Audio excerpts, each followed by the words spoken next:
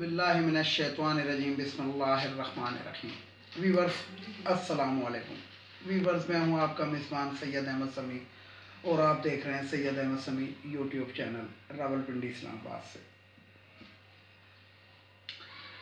Viewers, आज इतवार का दिन है और ख़बरें जो आ रही हैं वो ये हैं कि आज लाहौर के अंदर जो मरकज़ी धरना तहरीक लबैक ने दिया हुआ है उसके ऊपर यानी कि कानून नाफिज करने वाले इदारे यानी कि जिसे कहते हैं कि पुलिस वगैरह ने और लॉ इन्फोर्समेंट एजेंसीज ने उनको मुंतशिर करने के लिए ऑपरेशन शुरू किया। तो यहाँ पे मैं एक बात बताऊँ कि बहुत ही मारूफ एंकर है समी इब्राहिम। तो समी इब्राहिम ने एक वीडियो रिलीज़ की जिसके अंदर उन्होंने बड़ी अपील की तमाम सहाफ़ियों से कि जनाब प्लीज़ आप इसको अपना असर वसूल इस्तेमाल करें और इसको रुकवाएं। और दरअसल बात यह कि जो समी इब्राहिम साहब हैं वैसे बहुत पढ़े लिखे हैं, साहिब फरासत हैं, लेकिन शायद वो बहुत ही नरम गोशा और ये दिल के ज़रा छोटे मुझे लग रहे हैं। यानी कि दिल के छोटे इसका मुराद ये है कि कमज़ोर दिल और कोई मुराद नहीं।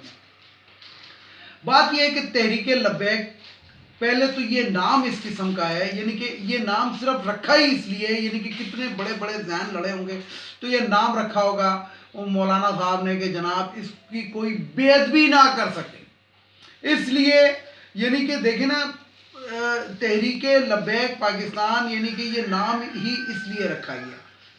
फिर मेरा इनसे कोई इख्तलाफ नहीं, बल्कि मेरा तो किसी भी जिसे कहते हैं कि इस्लामी जो जमातें होती हैं या जो जिसमें इस्लाम का मेरा यानी कि मेरा किसी भी मसलक से कोई इख्तलाफ नहीं, लेकिन मैं सिर्फ एक बात जानता हूँ और वो बात बड़ी सिंपल सी है।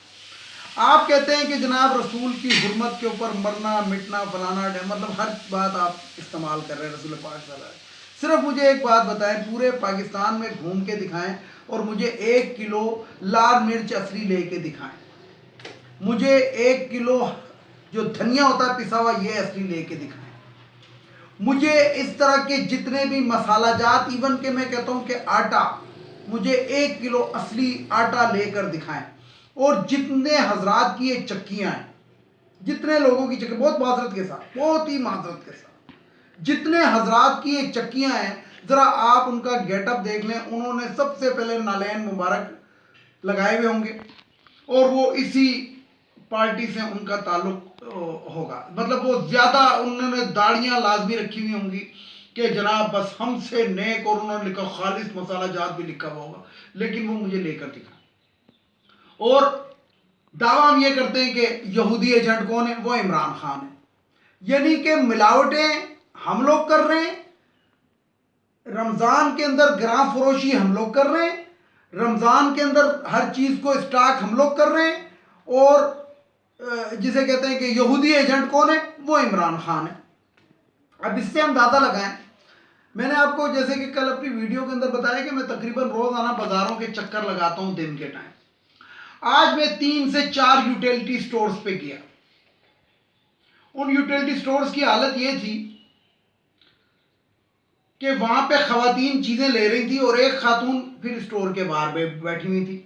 वो जो खवातीन थी वो ला के चीजें जो थी वो जो बाहर बैठी हुई खातून थी उसके पास जमा करा रही थी। यानी कि अगर स्टोर के मुलाजमीन ने करप्शन का कोई तरीका निकाला हुआ है तो हमारी दूसरी खवातीन जो होम जिसे कहते हैं कि हाउस वाइफ होती हैं उन्होंने भी तरीके निकाले। यानी कि पूरी कौम ही इस तरह की करप्ट है कि इनको सीधा करना जो है ना, मतलब मैं कभी कभार मजाक के अंदर कहता था कि जो अरबी हैं ये राय रास्त पे नहीं आ सकते, अल्लाह को भी 1 लाख कमो बेच 24 या 27 हज़ार पैगंबर भेजने पड़े इनको राय रास्त पे लाने के लिए। लेकिन मेरा ख्याल है कि पाकिस्तान के जो अवाम है इनका मैं क्या कह सकता हूँ, यानी कि सिर्फ जो पाकिस्तान में जो सबसे आसान काम है, जो सबसे बिल्कुल आसान काम है वो है किसी को शहीद करार देना, किसी भी शख्स को शहीद करार देना। यानी कि शुरू कहां से होता है, जुल्फ़िकार अली भुट्टो शहीद, बेनज़ीर भुट्टो शहीद, ज़ियाउल हक शहीद, यानी कि ये वो लोग हैं जो इक़्तिदार को दुआम देते थे तो वो शहीद। अब यही जो धरने के ऊपर जो आज धावा बोला है, हो सकता है उसके अंदर कोई कैजुअलिटीज भी हुई हो, लेकिन अगर कैजुअलिटीज हुई भी हैं تو مجھے یہ بتائیں 1122 کی میرے پاس ویڈیو موجود ہے، میرے پاس تصاویر موجود ہیں، 1122 کی ایمبولینس کو لوگوں نے تباہ کیا، تحریک لبیک والوں نے، عیدی والوں کی ایمبولینس کو انہوں نے توڑ پھوڑ کیا۔ جب یہ اس طرح کا کام کریں گے تو کون ادھر جائے گا اور کیوں جائے گا؟ اور میں تو کہتا ہوں جانا بھی نہیں چاہیے۔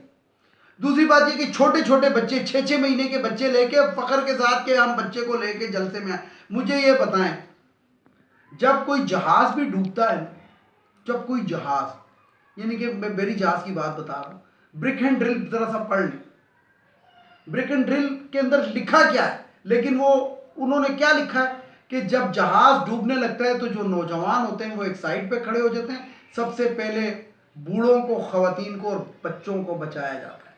آپ ایک ایسی جگہ پہ جہاں پہ آپ نے فساد برپا کیا ہوا ہے، فساد آپ نے برپا کیا ہوا ہے، پورے پاکستان کو، پوری دنیا کے اندر، سارے پاکستان کو پوری دنیا میں ذلیل و خوار آپ کر رہے ہیں۔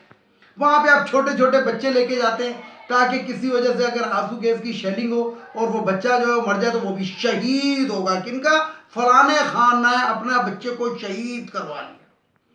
سمیع ابراہیم صاحب سے کوئی اختلاف نہیں، لیکن آج مجھے ان کی سوچ کے اوپر بڑی حیرت ہوئی کہ وہ ان لوگوں کا ساتھ دے رہے ہیں جو ریاست کے خلاف کھڑے ہوئے ہیں، جو ریاست میں پددامنی پھیلانا چاہتے ہیں۔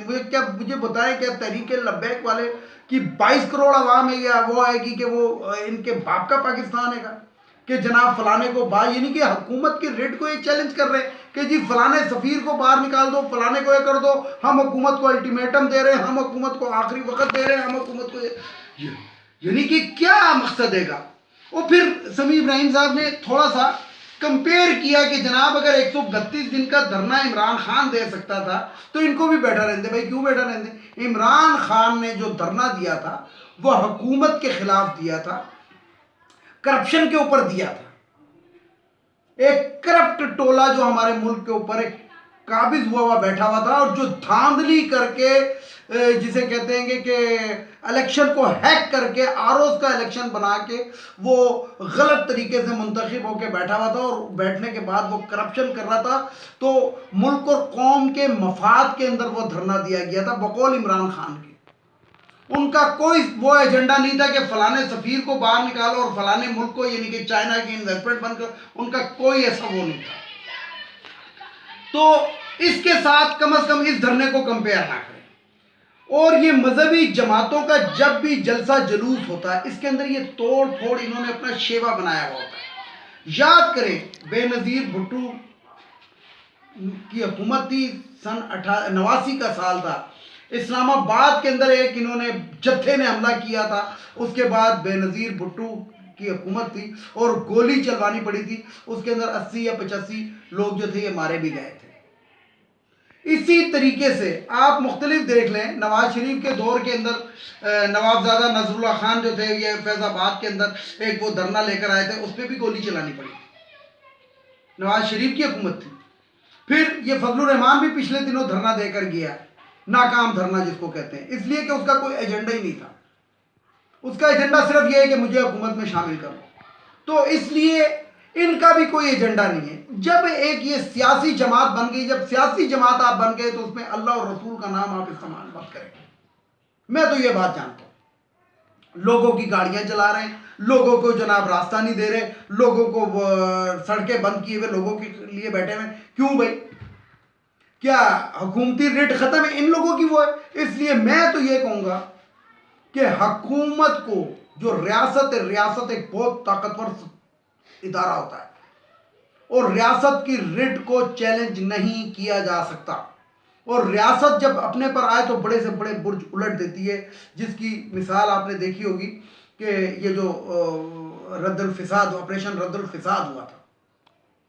تو حکومت کو چاہیے، بلکہ ریاست کو چاہیے کہ اپنی ریٹ بحال کرے اور ان کو بزور طاقت اٹھا دے، اور جو نہیں اٹھ رہے اور جو پھر یہ گلی، اچھا مزے کی بات یہ ہے کہ اس کے اندر مزید مولانا حضرات جو ہیں وہ بیان دے کے بھاگ بھی لیتے ہیں، وہ پھر ادھر نہیں رہتے۔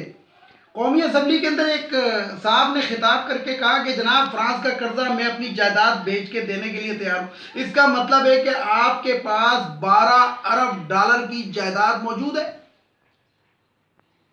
12.50، 12.5 ارب ڈالر کا ہم پہ قرضہ ہے فرانس کا، اس کا مطلب ہے کہ اس شخص کے پاس $12.5 ارب کی جائیداد موجود ہے. تو پہلے تو اس سے یہ پوچھا جائے کہ جائیداد کہاں سے ہے. اسی طریقے سے ویورز آپ کو یاد ہوگا کہ پچھلے دنوں راولپنڈی کے اردو بازار کے اندر ایک آگ لگی تھی. جب آگ لگتی ہے نا کسی بھی تاجر کی دکان پہ، تو وہ جو بعد میں بتایا جاتا ہے ٹی وی پہ رو دھو کے کہ جناب ہمارا کروڑوں روپے کا مال اس کے اندر جل گیا. اور جب ٹیکس کی بات کی جائے کہ اگر آپ کی دکان میں 1 کروڑ کا مال تھا یا 2 کروڑ کا، تو آپ نے ٹیکس پہ کتنا دیا ہوگا؟ تو نہیں، وہاں پہ شہباز شریف کی طرح اور جسٹس فائز عیسیٰ کی طرح منی ٹریل موجود نہیں ہے. باقی دنیا کی بات کر دینی ہے، لیکن یہ نہیں بتانا کہ پیسہ کہاں سے آیا. اسی طریقے سے ویورز میں آپ کو بتاؤں کہ پچھلے دنوں یہ اردو بازار لاہور کے اندر آگ لگی. انہوں نے بھی کروڑوں روپے کا مال جل گیا، لیکن ان کو یہ ٹیکس کا کوئی پتہ نہیں. میں نے بتاتے خود پوچھا ایک دوست سے کہ یار تم پھر ٹیکس بھی دیتے ہوں گے جب کروڑوں روپے کا مال ہے. وہ نہیں جی ٹیکس تو وہ تو یوں یعنی منی ٹریل نہیں دینی. اب یہاں پہ میں ایک بات کرتا چلوں. لاک ڈاؤن کیا ہے سندھ حکومت نے کچھ علاقوں میں کرونا سے بچانے کے لیے، لاہور کے اندر بھی ہے، بلکہ تو کافی علاقوں. تو میں کل ان تاجروں کی بات سن کے حیران ہو رہا تھا کہ جناب ہم نے اربوں روپے کا مال عید کے سیزن کے لیے لیا ہے، ہمارا نقصان ہو جائے گا. ان کے اوپر میں تو یہ کہتا ہوں کہ جن لوگوں نے یہ کہا ہے کہ اربوں روپے کا مال، ان کے اوپر اربوں روپے کے حساب سے ٹیکس ان کے اوپر بھیج دیا جائے. ابھی دودھ کا دودھ اور پانی کا پانی ہو جائے گا. پھر انہوں نے کہا نہیں ہم نے تو 2 لاکھ کا مال لیا تھا یا 5 لاکھ کا لیا تھا. تو کہانیاں ان کی سنیں. اور اس کے اندر جتنے بھی میں نے یہ دیکھا ہے کہ صدر بنے ہوئے ہیں، چیمبر آف کامرس کے، یہ وہ انجمن تاجران کے صدر ہوں گے، یہ ہوں گے وہ ہوں گے. زیادہ بڑی بات نہیں کرتا. آپ ان کا تعلق دیکھ لیں کس جماعت سے ہوگا. اسی جماعت سے ہوگا، تحریک لبیک سے ہوگا. جس دکان پہ لکھا ہو کہ واحد کلام، مناسب دام اور واحد کلام، وہ آپ دیکھ لیں وہ کن کی دکان ہے. یہ بھی آپ دیکھ لیں. اور جو سب سے مہنگا سودا دے رہا ہوگا اس ٹائم رمضان المبارک کے اندر، وہ بھی دیکھ لیں. اس کا بیک گراؤنڈ دیکھ لیں، پیچھے کہیں نہ کہیں مونوگرام ضرور لگا ہوا ہوگا کہ جناب یہ تحریک لبیک سے ان کا تعلق. صرف نام اس لیے رکھا گیا تحریک لبیک کہ کوئی ہمیں برا نہ کہہ سکے. لبیک کو کون برا کہے گا؟ رسول پاک صلی اللہ علیہ وسلم کی شان میں گستاخی کا کون سوچ سکتا ہے؟ ہمارے بچے ان پہ قربان، ہماری دین اور ہماری جسے کہتے ہیں کہ جان و مال ان پہ قربان. تو انہوں نے اس نام کو استعمال کیا.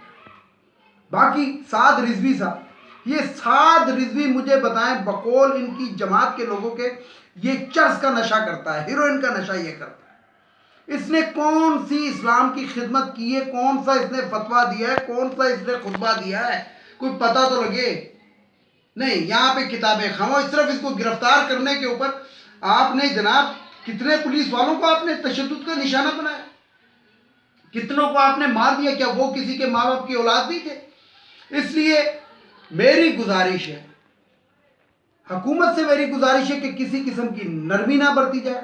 اور تحریک لبیک والوں سے میری گزارش ہے کہ یہ دھرنا شرنا ختم کریں اور قومی دھارے کے اندر آئیں. اور جیسے پاکستان کے اندر دوسرے فرقے کے لوگ جو ہیں امن اور سکون سے رہتے ہیں، اسی طرح رہیں. میں خود بذات خود میں اپنا بات بتاؤں کہ میرا نام سید احمد سمیع اور میں اہل سنت والجماعت سے میرا تعلق ہے، میرا کسی اور، لیکن میں تمام فرقوں کا احترام کرتا ہوں اور کرتا رہوں گا اور میری اولاد بھی کرے گی. اس کو کہتے ہیں مسلمان ہونا یا انسان ہونا. تو ویورز، یہ کچھ باتیں تھی جو میں نے آپ کو بتایا. آج میں نے اسی لیے کوئی اور بات نہیں کی، سیاسی موضوع کے اوپر میں نے بات نہیں کی. حالانکہ بہت بڑی باتیں پڑی ہوئی ہیں. شہباز شریف کی آپ کو پتہ ہے بیل کینسل ہو گئی تو مریم وہ جو ہے اورنگزیب ہے، وہ کیسے آپ بھاں کر رہی تھی. وہ صرف اسی لیے بھاں کر رہی تھی. اگر یہ بیل منظور ہوتی تو مٹھائیاں تقسیم ہو رہی ہوتی. لیکن وہ جج نے، وہ جو دوسرے جج صاحب ہیں، انہوں نے ایک تفصیل سے فیصلہ لکھ دیا. اچھا، نون لیگ والوں کو پتہ کیسے لگتا ہے کہ ہماری ضمانت ہو گئی ہے؟ یعنی کہ وہ یاد ہوگا آپ کو کیپٹن صفدر کو جب کراچی میں گرفتار کیا مزار قائد کی بے حرمتی میں، تو ابھی وہ پریس کانفرنس کر رہی تھی لیکن وہ ریلیز نہیں ہوا، پہلے بتا دیا ہاں جی ضمانت ہو گئی ہے. جج نے فیصلہ بعد میں دیا تھا، بے شک اس وقت کے کلپس اٹھا کر دیکھ لی. اسی طریقے سے ہوا یہ کہ انہوں نے چپراسی کو پیسے دیے تھے مریم اورنگزیب نے چپراسی کی ذرا مٹھی گرم کی تھی، وہ جو ہوتا ہے وہ جو آواز لگانے والا ہوتا ہے، اس نے باہر آ کے نقارہ بجا دیا کہ جناب ضمانت ہو گئی. حالانکہ ضمانت نہیں ہوئی تھی، وہ ایک جج نے کہا تھا اور ایک جج نے. اب یہ ریفری جج کے پاس جائے گا، جو مجھے یقین ہے کہ ریفری جج بھی دونوں کی ججمنٹ پڑھنے کے بعد یہ ضمانت نہیں ہو سکتی.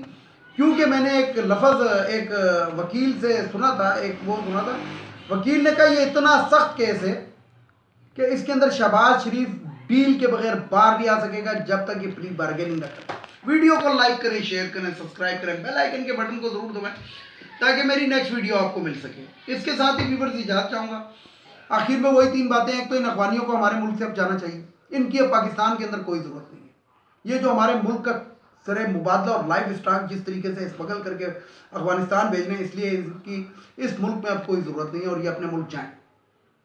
دوسری بات، یہ جو خواتین کی مخصوص نشستیں قومی اسمبلی، صوبائی اسمبلی اور سینٹ، یہ ختم ہونی چاہیے. یہ ہماری قوم پہ، ہمارے سینٹ، ہمارے لوگوں پہ، ہمارے بجٹ کے اوپر 40% کا ایک ایکسٹرا بوجھ ہے.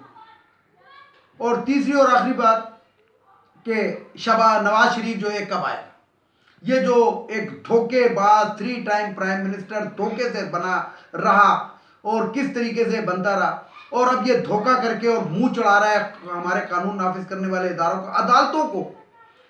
تو عدالتوں کو شرم کرنی چاہیے اور سوموٹو لے کر اس کو ذرا واپس بلانا چاہیے. جس جج نے اس کی بیل دی تھی اس جج کا کام ہے کہ اس پہ سوموٹو لیں. اس کے ساتھ ہی ویورز اجازت چاہوں گا تمام سننے والے دیکھنے والوں کو. اللہ حافظ. اور آخر میں وہی نعرہ، پاکستان زندہ باد، پاک فوج پائندہ باد.